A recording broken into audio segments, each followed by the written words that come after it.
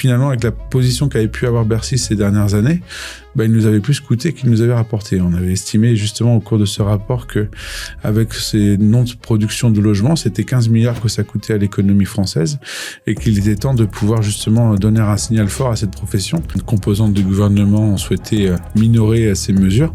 Toujours est-il qu'aujourd'hui, il y a un Premier ministre qui affiche une ambition de 400 000 logements par an. Il y a un statut de bailleur privé qui, certes, va voir le jour dans les prochains jours. Maintenant, il faudra que celui-ci, s'il n'est pas satisfaisant pour atteindre ces 400 000, il puisse être évolutif pour justement non plus avoir des objectifs qu'on n'atteint pas, chose qui, à la rigueur, depuis près d'un quart de siècle, on sait faire. Peut-être une vision qui a été portée à un moment donné était de dire on n'a pas besoin de l'investisseur privé, c'est l'institutionnel qui doit prendre la place. Oui, sauf qu'il a quitté les lieux déjà.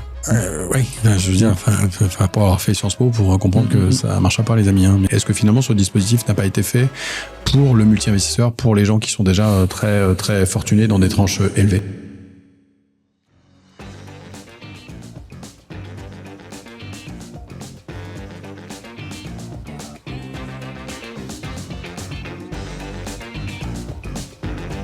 Mickaël Cosson, monsieur le député, bonjour, bienvenue dans nos 41 mètres carrés.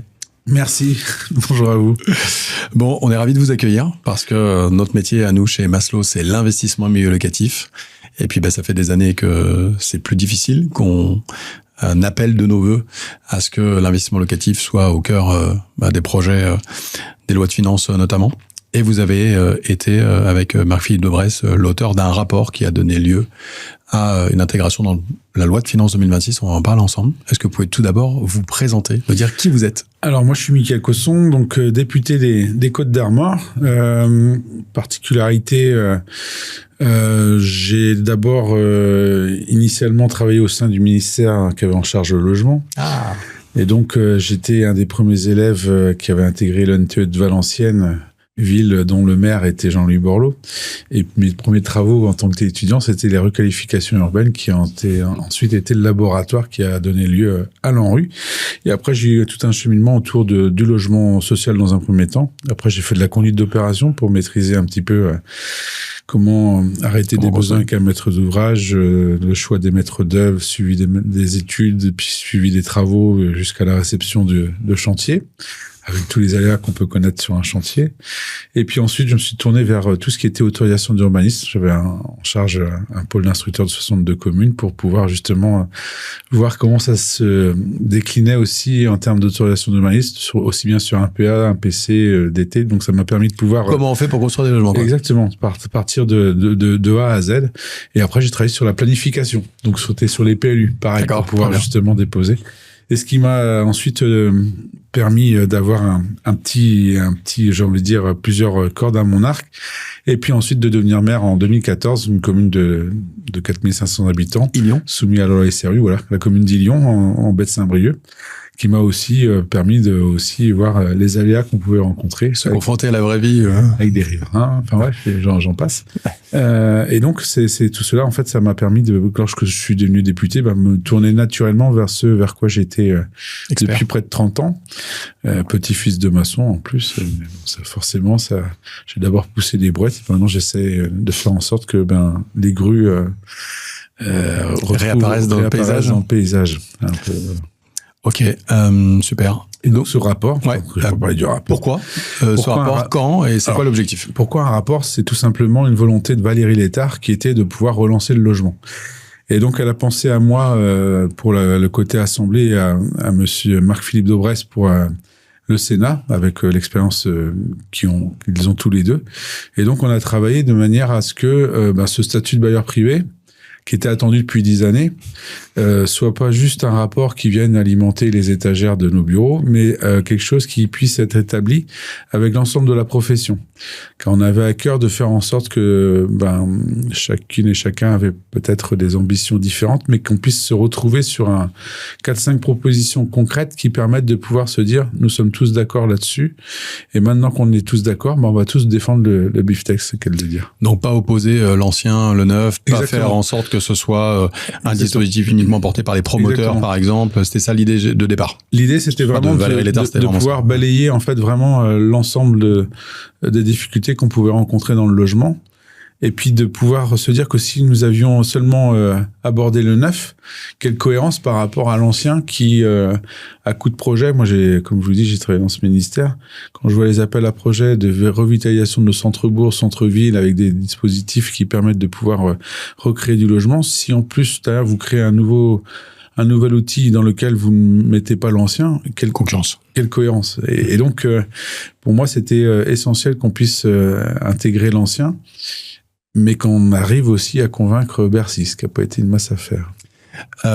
Pourquoi ce rapport finalement? Parce que c'est quoi la situation? Le Quand rapport, vous faites ce rapport, la photographie du logement en France, elle est laquelle? Déjà, ce rapport, il a lieu peu de semaines après le dispositif Pinel qui disparaît des radars.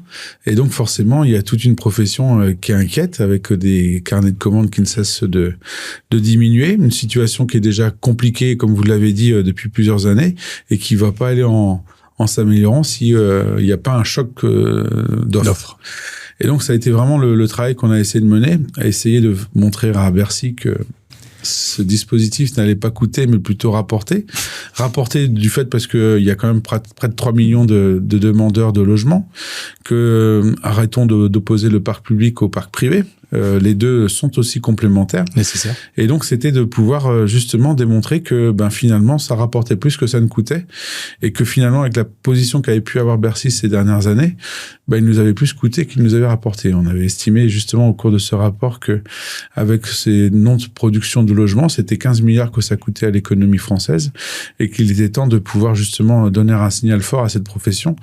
Car je le rappelle, c'est une économie non délocalisable, des emplois, et qui permet ensuite de pouvoir répondre à l'attente qui est de pouvoir se loger. Chez les gens.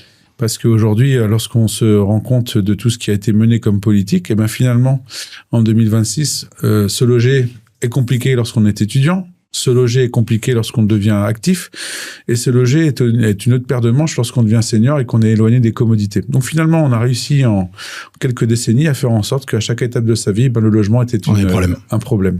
Sans parler du premier poste de dépense dans le pouvoir d'achat dont tout le monde parle, mais personne ne cible le prisme du logement, qui est forcément la première des insécurités lorsqu'on n'en a pas, et il devient très rapidement le premier poste de dépense lorsqu'on en a un. J'ai des étudiants aujourd'hui qui renoncent à leurs études. Exactement. À cause du logement. Je veux faire des études à Rennes, mais ça va pas le faire. J'hésite à faire un premier enfant, un deuxième enfant, parce que j'ai pas le niveau de mon loyer possible pour avoir la pièce supplémentaire. J'ai du mal à acheter le bien qui me correspond. Et puis aujourd'hui, on le voit dans le turnover locatif qui est moins important. Et puis, la loi du marché, si on peut l'exprimer ainsi, c'est l'offre et la demande. Et donc, si on construit pas de logement, tout ce qui est rare et cher. Exactement. Et donc, la situation ne fait que s'envenimer. S'empirer. On rappelle également, pour construire des logements, on a besoin de plusieurs interlocuteurs. On a besoin d'occupants, de résidences principales, des gens qui sont aidés d'ailleurs au travers du prêt à taux zéro, par exemple, qui sont des mesures qui peuvent accompagner le propriétaire occupant. On a besoin des institutionnels. Le logement intermédiaire, le logement social, en tous les cas, il est indispensable à la construction de logements aujourd'hui. Et l'investisseur. Parce que l'investisseur aujourd'hui, il achète sur plan, il achète avant d'être livré 1 an et demi, 2 ans avant. Et cet investisseur-là, sur les 3 dernières années, ou au moins les 2 dernières années, il a disparu. C'est 9500 investisseurs qui ont acheté un appartement neuf en 2025 versus plus de 60 000 à l'époque où les dispositifs d'encouragement comme Pinel existaient. Donc en fait, le marché était arrêté. Il fallait en tous les cas une réaction, au moins mesurer cet état de fait. C'est vraiment ce que vous avez aussi, vous, remarqué, partagé dans ce rapport, cette photographie aussi difficile que je viens de la faire? Oui, tout à fait, parce que à travers justement les travaux qu'on a menés à partir du mois de mars, on a pu ainsi consulter l'ensemble de la profession.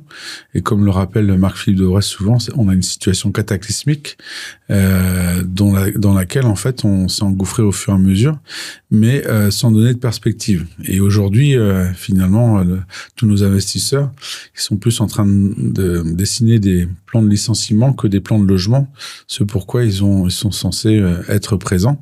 Donc c'est vraiment quelque chose qu'on a voulu défendre, et je crois que la méthode qu'on a employée a permis justement à faire en sorte que ce statut de bailleur privé puisse être raccroché à un PLF qui a eu du mal aussi à être stabilisé, Et lorsque, effectivement, la première bataille que nous avions eue de pouvoir le raccrocher au premier PLF sous Bayrou, c'était une première chose, sauf qu'on n'avait pas anticipé que c'était Bayrou qui tomberait. Ça n'allait pas durer. Avec son PLF. Et donc, après, il nous a fallu se battre pour pouvoir le raccrocher au second, le Cornu 1. Et puis ensuite, on a eu le Cornu bis. Et donc, il nous a fallu à chaque fois mener la bataille. D'abord avec Valérie, qui, elle, soutenait bien entendu à 200% ce projet, et puis ensuite convaincre le nouveau ministre du Logement pour que, s'il voulait être le ministre de la Relance, que ça passait par ce statut de bailleur privé, et qu'il nous fallait retrouver au maximum des conditions qu'on avait pu obtenir en conclusion de ce rapport, parce que, je l'ai rappelé à plusieurs reprises, contrairement à ce qu'on pourrait penser, ce n'était pas des mesures maximales, mais des mesures minimales pour pouvoir la relance du logement. Après, chacune et chacun des groupes, ou en tous les cas des différentes composantes du gouvernement, ont souhaité minorer ces mesures. Toujours est-il qu'aujourd'hui, il y a un Premier ministre qui affiche une ambition de 400 000 logements par an. Après, il y a un statut de bailleur privé qui, certes, va voir le jour dans les prochains jours. Maintenant, il faudra que celui-ci, s'il n'est pas satisfaisant pour atteindre ces 400 000, il puisse être évolutif pour justement non plus avoir des objectifs qu'on n'atteint pas, chose qui, à la rigueur, depuis près d'un quart de siècle, on sait faire. On construit à peu près 300 000 logements aujourd'hui, il en manque 100 000. À chaque fois, chaque année. Donc, ça signifie qu'aujourd'hui, c'est ce qui fait qu'on a des attentes assez fortes et puis que les prix du marché s'envolent, à nous de faire en sorte que les corrections soient apportées au plus vite, au plus près, plutôt que dans le temps avec les conséquences qu'on connaît aujourd'hui. Oui, à venir. Donc, on a fait le rapport, le diagnostic, il était connu. Vous avez donc émis des pistes, des solutions. C'est ça. Donc, est-ce qu'on peut donner les solutions que vous avez préconisées, et puis on va regarder ce que le gouvernement a retenu. Alors nous, déjà, on était sur des taux d'amortissement un peu supérieurs, donc 5 pour le neuf et 4 pour l'ancien. Donc ça, c'est quelque chose qu'on avait établi avec l'ensemble de la profession. Ensuite, on avait cette question du déficit foncier que nous, on souhaitait porter à 40 000. Parce qu'on savait qu'on ne les obtiendrait pas. Mais on n'avait pas imaginé qu'on retomberait à 10 700. Il faut demander 40 pour avoir 20, c'est ça? Donc on ne les a pas non plus obtenus. Après, il y avait cette condition aussi de sortir de l'IFI tous les investisseurs locatifs pour que donner un signal fort aussi on peut pas prôner pour que justement les gens se retournent vers la pierre pour qu'ensuite on puisse les taxer orienter l'épargne des Français vers la pierre avec une incitation qui était je sors l'IFI, quoi. Comme le dit la sénatrice Extrosi, on n'abrite pas les Français avec un PEA. Donc, c'est plutôt en retournant vers la pierre qu'on va pouvoir régler le problème du logement. Okay. Donc, il y avait ce point-là. Donc, ça, c'était les 3 points. Et après, on avait une autre, alors la dernière proposition, donc c'était aussi de l'évolutif en fonction du type de loyer. Du loyer que je pratique, oui. On avait aussi, nous, dans notre rapport, intégré la maison individuelle. Parce que du coup, selon le territoire où on se situe, les constructions sont pas les mêmes partout. Et donc, fallait pouvoir intégrer parce que, comme je vous le disais, la revitalisation de nos centres-bourgs, elle est aussi essentielle que dans nos centres-villes ou dans nos métropoles. Et donc, la typologie peut évoluer où est-ce qu'on se trouve. Et donc, ça, c'était vraiment une volonté forte. Et puis, il y avait cette question de la fait ancien. Ça, c'était essentiel pour nous pour pouvoir justement permettre le parcours résidentiel. Voilà les grandes mesures. Alors, tout, là, vous l'avez pu vous en rendre compte, n'a pas été retenu. Sur l'ancien, on avait déjà diminué la masse de travaux. On considérait que 15%, c'était déjà suffisant. Et on voulait que derrière, ce soit pas non plus quelque chose de restrictif, comme d'ailleurs ça peut être le cas aujourd'hui avec les premières annonces qu'on peut avoir du gouvernement sur les conditions du statut. Ouais. Donc je vais résumer ce qui a été retenu par le gouvernement. Donc aujourd'hui un amortissement, donc la capacité de pouvoir déduire de ses revenus locatifs, revenus fonciers, et on a plutôt des gens experts qui nous écoutent, donc déduire de ses revenus fonciers une quote-part de l'appartement, 80% de la valeur du bien, Oui, tout à fait. À hauteur de 3,5 par an. Si je prends un loyer intermédiaire. Le loyer intermédiaire, c'est le loyer fixé, qui est plutôt le loyer Pinel LLI, parce qu'à une époque, il y a des amendements qui sont passés pour passer sur le loc avantage, etc. Là, c'était très bas. Donc là, on est bien sur un loyer intermédiaire qui correspond au Pinel LLI qui existait auparavant.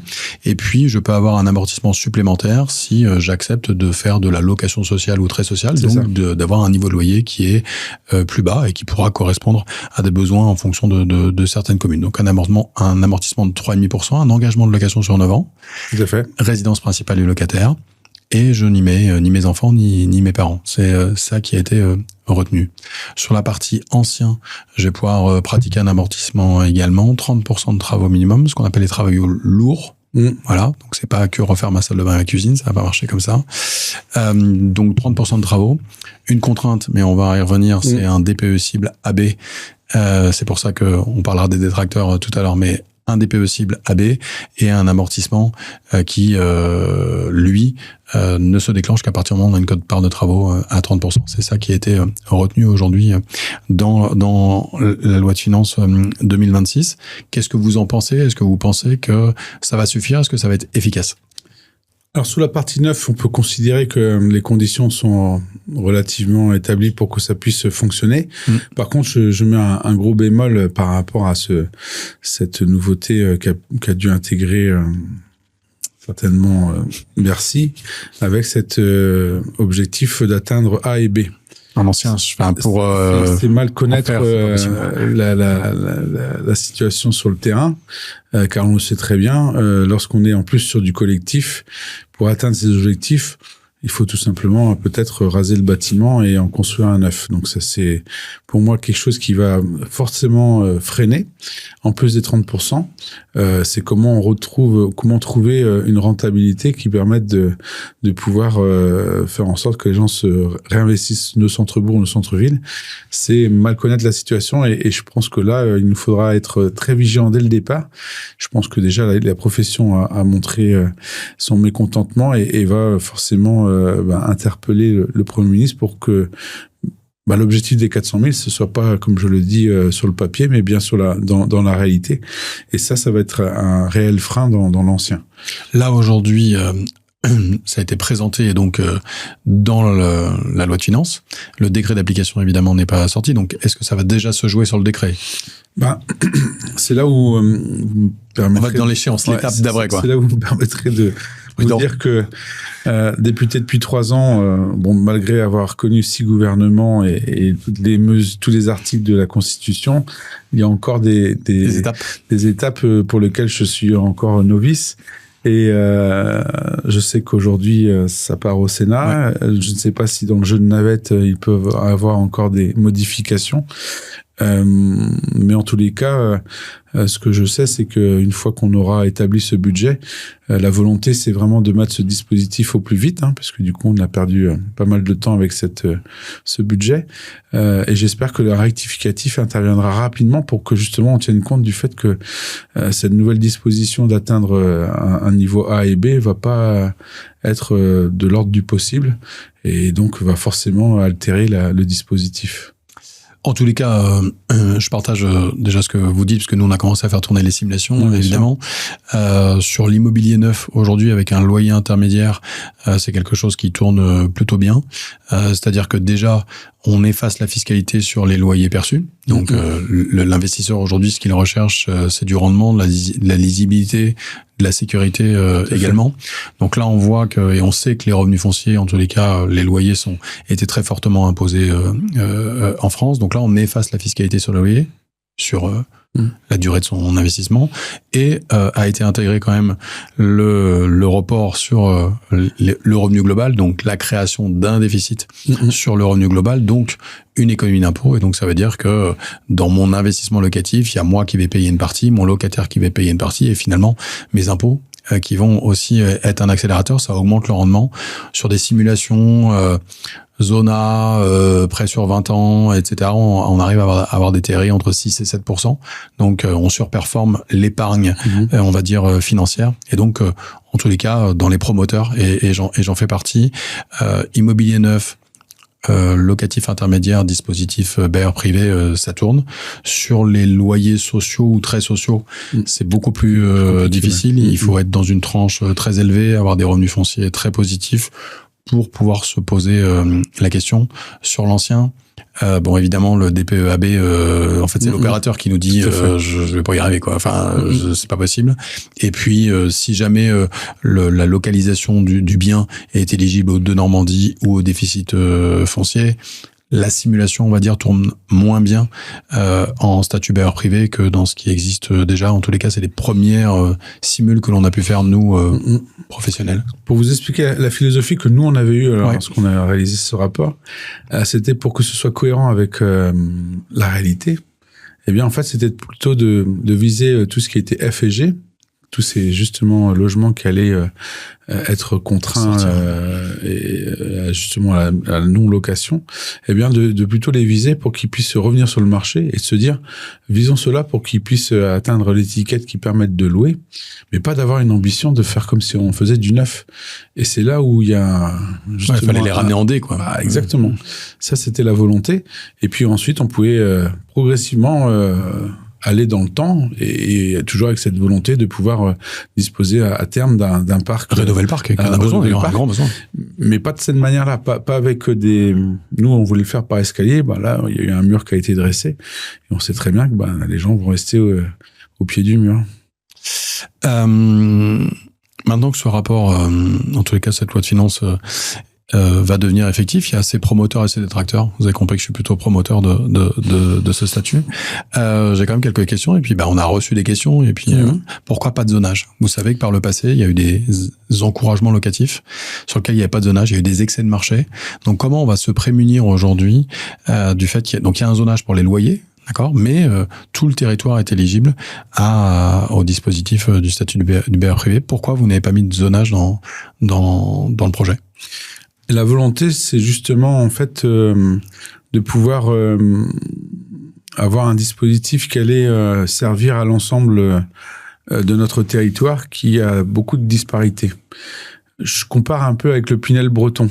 Le fameux qui aujourd'hui a eu son succès justement parce que du coup on a élargi face au zonage auquel on était contraint. Parce qu'au départ du Pinel, je crois qu'il y avait Brest et Rennes. Exactement. On veut faire un résumé qui pouvait faire de et donc on a beau être breton, on n'habite pas tous à Brest ou à Rennes. Et donc de pouvoir faire ce dispositif, ça a permis à des villes de taille humaine, j'aime pas le mot moyenne, de pouvoir Saint-Brieuc par exemple, dont je suis originaire, ça a permis de pouvoir en bénéficier. Et c'est pas et ça a marché. Et ça a marché. Et donc quelque part ça a été un peu la même philosophie. Je vais vous donner un autre zonage qui existe et que personne ne veut remettre en cause, la loi SRU. Elle est zonée, puisque du coup, ne sont concernées que les communes de plus de 3500 habitants qui font partie d'une agglomération de 150 000, si je m'abuse, ou 100 000, je sais plus le seuil. Ça veut dire que derrière, 85% de communes ne sont pas concernées. Bon, là, on a voulu faire en sorte que une ville, une commune de 2000 habitants, elle a aussi besoin d'un parc locatif pour sauver son école, pour permettre de pouvoir offrir à des jeunes ménages ou bien tout simplement à des gens qui sont en retraite et qui veulent pouvoir vendre leurs biens pour accueillir un jeune ménage qui lui cherche une grande maison avec un grand terrain. C'est aussi une manière de pouvoir donc c'est bien entendu quelque chose qui a connu ses travers dans le passé, mais vu la situation actuelle, de vouloir le concentrer seulement sur des zones, je pense qu'on n'allait pas encore répondre à véritablement la crise qu'on connaît partout en France. Donc c'est peut-être décrié, mais je peux vous assurer qu'aujourd'hui, face aux besoins, ne soyons pas trop... Je n'ai pas dit décrié, je dis qu'on avait des questions et c'est plus une surprise, et d'ailleurs c'est plutôt la surprise en tout cas dans la copie qui était rendue. Autre côté un peu détracteur, aujourd'hui, lorsque j'achetais un investissement hier avec un dispositif fiscal comme Pinel, j'avais pas la même situation familiale, pas les mêmes impôts, j'avais la même réduction, j'achetais le même appartement, 2 investisseurs différents payaient le même prix leur appartement. Aujourd'hui, avec ce phénomène de déduction, les tranches marginales d'imposition les plus élevées vont être les plus favorisées. Les gens qui sont déjà propriétaires vont bénéficier d'une économie d'impôt encore supplémentaire. On ne prête qu'aux riches, mais est-ce que finalement ce dispositif n'a pas été fait pour le multi-investisseur, pour les gens qui sont déjà très, très fortunés dans des tranches élevées? Alors, la volonté, ça a été plutôt de l'axer sur, alors, par rapport à votre analyse, moi, c'était plutôt de l'axer sur, justement, faut savoir que dans le parc présent, c'est près de 70%, je crois, des biens qui sont détenus par des propriétaires qui ne disposent que d'un bien. Seul bien. Donc, ce mythe de vouloir se dire que derrière tous ces, propriétaires sont des multipropriétaires, peut-être c'est dans leur tête, mais c'est pas dans la réalité. Et donc, ce dispositif, il a vocation justement à, comme je dis, détourner les gens des plans épargne-vie, mais pour se retourner vers la pierre. Parce qu'il va nous falloir redonner la confiance. Donc déjà, faut redonner les conditions qui permettent de se dire qu'investir dans la pierre, c'est une nécessité. Je rappelle que c'est pour aussi loger nos anciens, nos jeunes, et puis nos jeunes actifs. Donc c'est plutôt utile pour la France et les Françaises et les Français. Et donc, quand on regarde l'image, je suis pas convaincu que ce sont ceux-là qui vont se tourner vers ce dispositif. Ça va être au contraire ceux qui, pour justement, pourquoi pas arrondir sa retraite ou pourquoi pas mettre un peu de beurre dans l'épinard, se dire je vais non seulement avoir quelque chose, un outil rentable, mais en plus, je vais servir la France. Oui. Aujourd'hui, les gens qui investissent, ils le font pour des objectifs personnels, c'est-à-dire préparer ma retraite, financer de mes enfants, capitaliser, transmettre mon patrimoine et l'immobilier est un outil formidable pour le faire. Et c'est vrai qu'aujourd'hui, les règles avaient trop changé, les contraintes étaient aussi arrivées entre l'encadrement des loyers, la fiscalité. Enfin, on était vraiment dans une situation qui était délicate, qui permettait plus de construire des logements. C'est pareil, l'encadrement des loyers, donc tout le monde, d'ailleurs, il y a eu un projet de loi dernièrement. Moi, la meilleure manière d'encadrer le loyer, c'est de retrouver la concurrence. Et forcément, le propriétaire qui va voir son voisin qui a un loyer moindre par rapport au sien qui est identique, il va se réguler par rapport à son voisin et pas par rapport à une énième réglementation. Oui, alors j'adore l'encadrement des loyers sur l'idée de base de dire donc moi j'habite à Lyon, mon couple de profs à Lyon, s'il peut habiter à Lyon pour donner ses cours à Lyon plutôt que d'habiter à Villefranche-sur-Saône et faire la route tous les matins, ça serait bien qu'il puisse accéder au logement. Mais malheureusement, nous on gère 20 000 logements. Quand vous avez des dossiers de location, si vous avez un couple d'ingénieurs et un couple de profs, malheureusement, c'est toujours le couple d'ingénieurs que, en fait, la cible est la bonne, l'idée est la bonne, mais dans la réalité, est-ce que ce sont la cible qui était visée qui fonctionne? Malheureusement non, parce que comme il n'y a pas d'offre et que vous avez 50, 60, 80 dossiers par appartement, vous prenez toujours le meilleur dossier ou les meilleurs dossiers, et donc la cible n'est pas la bonne. Donc il faut mettre des logements sur le marché, des logements à loyer abordable. D'ailleurs, le statut du bailleur privé, le loyer, c'est le loyer intermédiaire. Donc, il y a des villes qui vont être proches du loyer de marché. On a regardé un peu du Montpellier, du Strasbourg, du Lille. Ce sera des choses qui seront proches du loyer de marché. D'autres sur lesquelles il y a des corrélations. Paris, Lyon, par exemple. Donc, il faudra bien choisir, bien orienter l'investisseur. Mais ça, c'est plutôt mon job que le vôtre. Mais c'est quand même un petit peu ça l'idée. C'est que si on veut que les loyers soient maîtrisés, il faut qu'il y ait plus de logements qui soient proposés à la location. Sinon, ça marche pas et c'est ça l'objectif. Tout à fait. Quels objectifs on se fixe? C'est-à-dire, vous, dans le rapport, vous avez dit, si on fait ça, voilà ce qu'on peut espérer comme construction de logements et à quel terme? Et les objectifs du gouvernement, c'est quoi avec cette création du statut de bailleur privé? Avec cette création, en plus de dispositifs à destination du parc public, c'est tout simplement de pouvoir atteindre ces 400 000 logements par an. Donc ça, c'est plutôt de bon augure de se dire que on aura l'occasion à chaque même semestre de pouvoir vérifier si les objectifs qu'on souhaite atteindre seront possibles, et si tel n'est pas le cas, qu'est-ce qu'il nous faut corriger pour atteindre ce objectif? Parce que est-ce qu'on peut le corriger du coup, ce dispositif? Oui, parce qu'on peut y faire un rectificatif comme je l'ai précisé, et puis ensuite pour l'année suivante de pouvoir vraiment marteler auprès des gens qui parfois n'écoutent pas, de se dire attention, là on n'a pas atteint et notre objectif c'est d'atteindre, donc les conditions sont pas encore réunies pour qu'on puisse retrouver l'offre qu'il nous faut pour répondre aux besoins. Donc ça c'est, je pense que ça c'est la bonne nouvelle, même si il y a des réticences par rapport à notamment sur l'ancien qu'il va nous falloir corriger. La bonne nouvelle, c'est qu'on a un point d'étape de 400 000 logements par an pour arriver à ces 2 millions en 2030. Je crois que ça, c'est quelque chose qui va être inscrit dans le marbre, et qui, pour le coup, pour les atteindre, il nous faudra s'adapter à ce qui se passe sur le terrain. Je pense qu'on va le voir assez rapidement. Aujourd'hui, il y a... Bien sûr, on a déjà les premières réactions. Oui, qui sont positives. Mais voilà, qui sont positives dans un point. Bon, il y a des choses à rectifier. Je pense que ça, fait partie de Matignon de pouvoir justement adapter par rapport aux attentes. Mais ce qui est positif, c'est quand même que ce PLF, ça a été l'occasion d'aborder le sujet du logement, ce qui, je crois, dans le passé n'a pas forcément été la priorité, alors que la première des priorités, lorsqu'on trouve des études, un travail ou bien qu'on cherche à déménager, c'est de trouver un logement.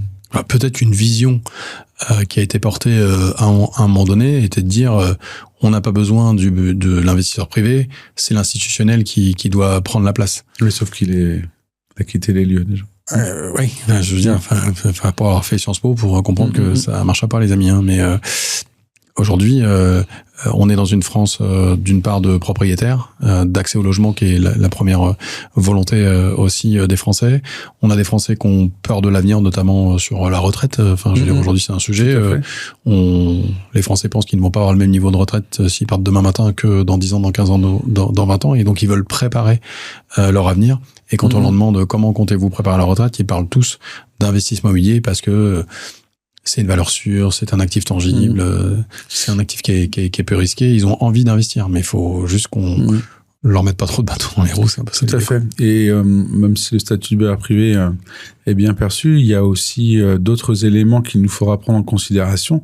C'est d'avoir aussi ce même soutien administratif, dans le sens où aujourd'hui, construire en France, c'est un peu plus compliqué que dans d'autres pays. Alors que du coup, on a en plus des exigences bien supérieures à d'autres pays. Énorme. Et donc, il faut, je pense, apporter de la souplesse sur ce point-là, à la fois dans l'acte à construire, mais également aussi dans les dispositions qui peuvent être établies avec les plans d'urbanisme. Parce que c'est très bien de pouvoir avoir comme ambition de pouvoir aller sur du zéro artificialisation nette, mais pour qu'on puisse y parvenir sans que ça puisse ne pas répondre aux besoins, il va nous falloir aussi apporter de la souplesse dans les documents d'urbanisme qui existent aujourd'hui. Je crois que c'est devenu archaïque de pouvoir se dire que toute zone doit être qualifiée pour un usage. Je crois que demain, il va nous falloir de la complémentarité qui permettront ainsi de pouvoir se loger sur des zones déjà artificialisées sans devoir avoir recours à des zones agricoles ou comment dire, naturelles. Puis d'avoir des outils financiers aussi administratifs sur nos requalifications urbaines, je pense à des friches ou autres qui peuvent exister. Donc là, il y a vraiment encore un panel d'outils à mettre en œuvre pour que justement se loger, ce soit vraiment quelque chose comme une priorité et non pas comme une succession de barrières auxquelles vous pouvez être confronté que lorsque vous déposez un dossier, non seulement par la lenteur administrative, mais également par la lourdeur administrative. Donc, si je peux me permettre, monsieur le député, la flexibilité et la réversibilité également des permis de construire. C'est ça. C'est-à-dire quand vous déposez un permis de construire pour construire des bureaux, et que ça a été le cas justement dans le cadre du projet de loi d'Aubier, la réversibilité. Donc ça, c'est une première étape qui a été franchie, mais je pense qu'il y en a encore d'autres à franchir. Quand 20 ans après, ce n'est plus adapté et qu'on ne peut pas y construire des logements alors qu'il y a un besoin, ou c'est pas que c'est qu'on peut pas, c'est que c'est juste trop compliqué, trop coûteux, et donc il n'y a pas de sortie commerciale. Je veux dire, Pascal Boulanger le répète souvent, il faut construire des logements, mais il faut construire des logements au bon prix. Et pour construire des logements au bon prix, il faut qu'on ait une maîtrise foncière, il faut qu'on ait une maîtrise des coûts des matériaux, des normes, des contraintes. Vous êtes maire, quand on va déposer un permis de construire dans un maire qui nous dit « moi, je veux des T3, des T4 et des T5 parce que faut loger des familles recomposées, mais quand ce qui se vend, c'est des T1, des T2 et des T3 », on peut pas faire que des T4 et des T5 dans des résidences, et parfois on respecte le PLU, on dépose des dossiers et on n'arrive pas à sortir les opérations parce que commercialement on a du mal à les sortir. Et ça, faut aussi que l'élu de terrain entende ce qui est capable de sortir ou pas. Tout à fait. Et puis on peut aussi citer l'exemple des zones commerciales en périphérie qui aujourd'hui l'usage strictement au commerce. Tertiaire, oui. Et c'est ce que je dis souvent, si Paris c'était construire ainsi, on serait peut-être tous parisiens en France. Et donc, il faut retrouver du bon sens et faire en sorte que bien on puisse aussi dans ces zones-là permettre, lorsqu'il y a une boîte à chaussures qui ferme, pouvoir bien entendu y mettre du commerce en rez-de-chaussée, mais du logement au-dessus. Ou bien même avec nos baux qui sont ancestraux, c'est de faire en sorte que lorsque vous avez des zones tendues pour lesquelles on loge des étudiants, et qu'on puisse y loger des saisonniers à la saison. C'est aussi de la modularité qu'il va nous falloir et de la flexibilité qu'il va nous falloir avoir pour que justement se loger ce soit plus une difficulté, parce qu'on y aura mis la souplesse dans plein de lourdeurs administratives auxquelles plus personne se pose la question, mais aujourd'hui ça pose beaucoup de problèmes que ça apporte de solutions. Bien sûr. Encore une question sur le statut du BR privé, parce que dans le texte, en tous les cas, moi je ne l'ai pas vu. Est-ce que à la sortie, il y aura une réintégration des amortissements ou pas? Parce que ça change un peu les simulations. Donc, est-ce que c'est le cas? Est-ce que ce sera le cas? Est-ce que vous savez pas encore si ça sera réintégré? Je crois que ça fait encore partie des derniers arbitrages qui justement donneront du sens ou non à ce dispositif. Mais voilà, ça, on est encore dans les... Non, mais on a plutôt, en tous les cas, vous avez plutôt gagné sur l'amortissement, sur le fait que ça concerne, le fait que ça passe en déficit. Après, il y avait le niveau de loyer et la réintégration des amortissements qui change un peu, non pas le rendement, mais la rentabilité du projet. Et ça peut freiner, en tous les cas, certains qui se poseront la question de pouvoir l'avoir. Donc, pour l'instant, je dis on ne sait pas, donc c'est bien qu'on dise on ne sait pas, et peut-être que les arbitrages vont arriver. Le but, c'est vraiment d'atteindre ces 400 000 logements, donc c'est bien d'avoir cet objectif qui vient apposer ce statut de bailleur privé. C'est une bonne chose, je pense, pour faire en sorte que toutes les conditions soient réunies pour... On va le voir vite. Aujourd'hui, il y a une opération sur 5 qui ne sort pas. C'est la permis de construire accordé qui commence à être mise en commercialisation. Et comme on n'a pas assez d'investisseurs, il y a une opération sur 5 qui replie les voiles aujourd'hui. Donc, des projets pour construire des logements en France, il y en a plein les cartons, plein les tiroirs. Des permis accordés, il y en a énormément. Donc, on peut lancer des opérations et on va vite voir si la mayonnaise prend et si on diminue ce taux de promotion qui n'arrive pas à sortir. Donc moi, je pense que dans les 6 mois qui viennent, on va vite voir si bien sûr, comme vous dites, ça va avancer. Parce que comme vous le dites, il y a beaucoup de permis de construire qui ont été déposés, mais dont les ouvertures de chantier ne peuvent pas avoir lieu dû au taux faible de commercialisation. Et c'est vrai que ce statut de bailleur privé, la première des choses qu'on va voir s'il est utile ou pas et s'il est efficace, ça va être bien entendu cette commercialisation qui va permettre de voir des grues en 2026. Exactement, on va revoir des grues. Notre projet, c'est d'en voir des grues. Merci, monsieur le député, c'était super de vous avoir avec nous, ça apporte les bons éclairages.